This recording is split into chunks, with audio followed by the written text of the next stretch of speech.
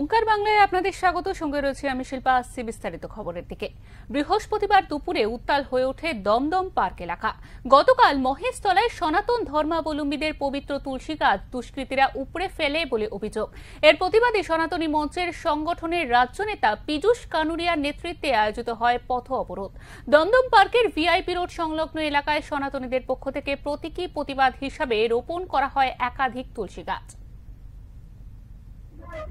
এই যে এখানে বলবে হ্যাঁ ওটা বলো এই যে না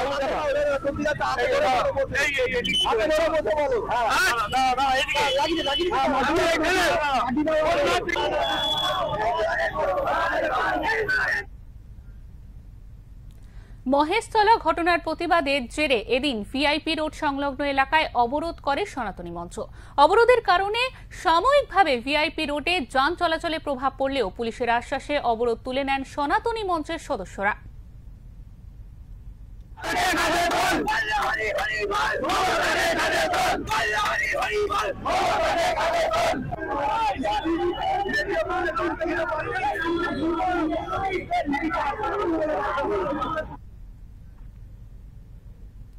সনাতনী মঞ্চের সংগঠনের রাজ্য নেতা পীযূষ কানুরিয়া জানান, প্রত্যেক সনাতনীর ভালো চেয়ে তুলসী গাছ লাগানোর কর্মসূচি। এছাড়াও তিনি কি বললেন শুনুন। মুর্শিদাবাদ থেকে মালদা শমশের গাছ আর আগামীকাল আগের দিন সনাতনীরা আগামিত হচ্ছে, সনাতনীরা সুরক্ষা দেওয়া যাচ্ছে না। আমরা আজ এই তুলসী মা সে আমাদের সনাতনীদের আস্থা, যাকে কালকে ভেঙে ফেলে দেওয়ার চেষ্টা করা হয়েছিল। আজ আমরা এখানে এই তুলসী মায়ের সম্মানের জন্য প্রতিটা সনাতনীদের ভালো হোক তার প্রার্থনা নিয়ে এই তুলসী গাছ আমরা আজকে রাস্তায় লাগাচ্ছি।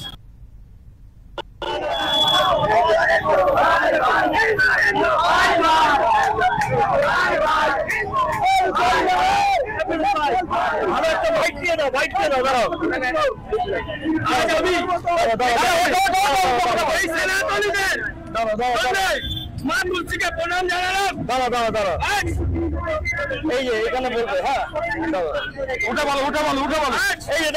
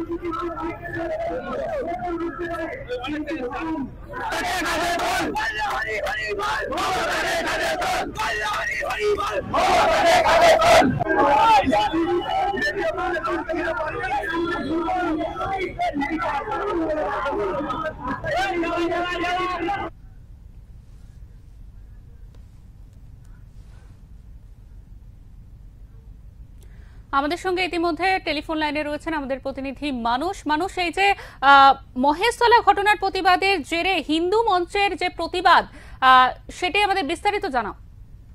ঢাকা শিল্পা, তোমাকে জানাই রাজ্যে কিন্তু বেশ কয়েকটি ঘটনা ঘটে গেছে মুর্শিদাবাদ মালদার পর, এবং গতকালই যে মহেশতলা যে ঘটনা ঘটেছে সেই নিয়ে কিন্তু সনাতনী মঞ্চের পক্ষ থেকে কিন্তু আজকে দমদম রোডে বিজেপি নেতা পীযূষ কানুরিয়ার নেতৃত্বে একটি অবরোধ কর্মসূচি পালিত হয় এবং সেখানে ভিআইপি রোডে দমদম পার্কের যে জায়গাটি আছে সেখানে কিন্তু মেন যে ভিআইপি রোড সেখানে কিন্তু মাননীয় মুখ্যমন্ত্রীর কুশপুত্তলিকা দেওয়া হয় এবং তারা যে দাবি মাননীয় মুখ্যমন্ত্রী তিনি পুলিশ মন্ত্রীও বটে, তিনি সম্পূর্ণভাবে ব্যর্থ। যেভাবে মহেশতলা কেন বাংলায় যেভাবে সনাতনীরা আক্রান্ত হচ্ছে তারই তিনি প্রতিবাদ করেন এবং উল্লেখযোগ্যভাবে তিনি একটি প্রতিবাদ মঞ্চ থেকে একটু সরে গিয়ে কিন্তু যে রেলিং এর মাঝখানে যে গাছগুলো আছে সেখানে কিন্তু একটি তুলসী গাছ পোতেন। তিনি কিন্তু বলে তুলসী গাছ নিয়ে তাদের প্রশ্ন করা হলো, তিনি বলেন যে গতকাল কিন্তু জিহাদিরা তারা যে দুষ্কৃতীরা কিন্তু তারা এই তুলসী গাছ কিন্তু ভেঙে উপড়ে ফেলেছিল এবং তারই প্রতিবাদে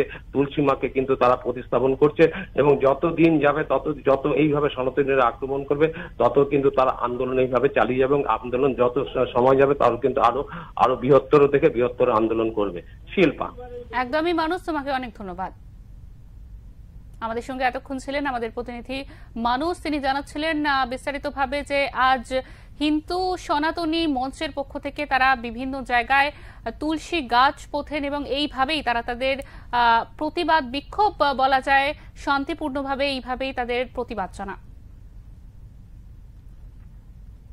এদিন মহেশতলার প্রসঙ্গে সনাতনী মঞ্চের পক্ষ থেকে কি বলা হয়েছে শুনুন।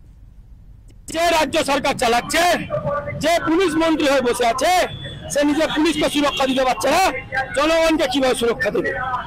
তাই যখন বিরোধী দলের নেতা মাননীয় শুভেন্দু অধিকারী টিভির কাছে রাজীব কুমারের কাছে উপস্থিত হওয়ার চেষ্টা করেছিলেন, ওনার সঙ্গে 2 সেকেন্ডের দেখা করার জন্য সময় ছিল না।